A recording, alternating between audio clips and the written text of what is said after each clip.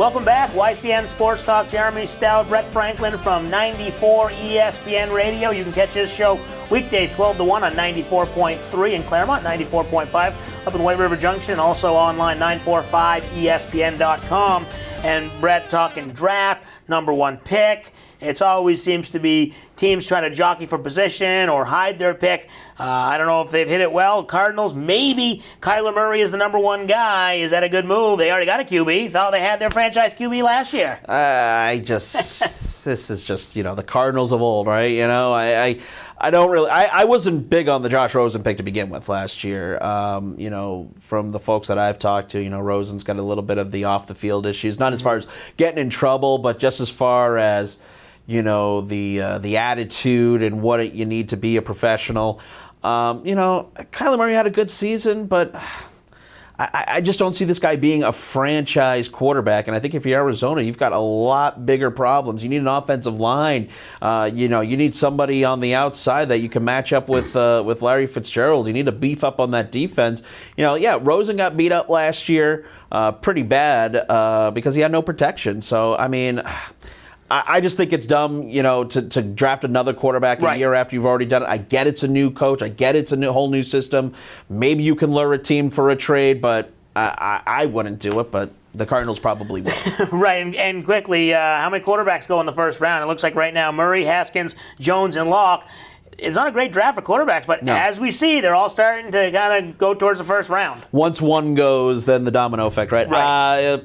Two. I'll say two quarterbacks go in the first round. And that's what a lot of people thought it was going to be two. And then, like I said, now Jones and Locke have kind of snuck in there. So it'll be interesting. Obviously, the first round is on Thursday, and then rounds 2 and 3 on Friday. And we'll be making our picks 1 through 5 coming up right next.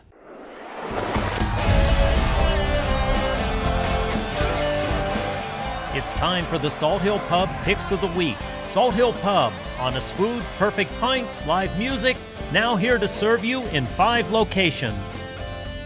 All right, here we go with our Salt Hill Pub Picks of the Week. We'll do the NFL Draft top 5 positions. Of course, there's going to be trades, maybe in the first round, maybe in the top 5, definitely in the first round. So we'll see if we get them right. We'll start with number 1, and Brett, we just talked about it. Who goes number 1? Do you have the same pick? I don't think it's going to be the correct one, but I think the Arizona Cardinals will go with Kyler Murray. It just seems to make sense that they could have a guy in Josh Rosen for some draft capital. Yep. Again, I don't think it's the right choice, but I think that's what's going to go. I agree with you. It seems like Kyler Murray is the pick. He goes number 1, and I think that'll happen. So who do you have as number 2 to the 49ers?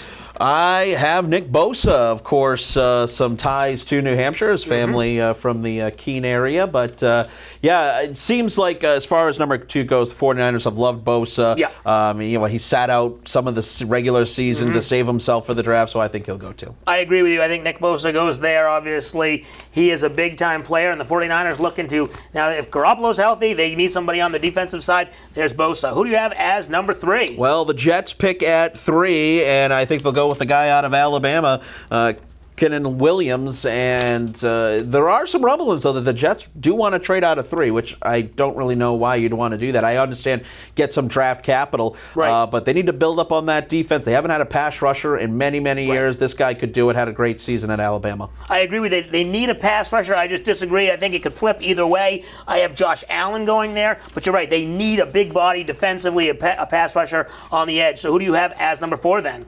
Number 4, the Raiders, which, of course, they've had very interesting offseason. Yes. Ed Oliver, the defensive tackle out of Houston, rated very highly. That seems to be the logical choice, Jeremy. Like, I would not be surprised if they threw a boomerang and drafted Haskins or something like that. Right. Because the Raiders, I don't think they know what they're doing.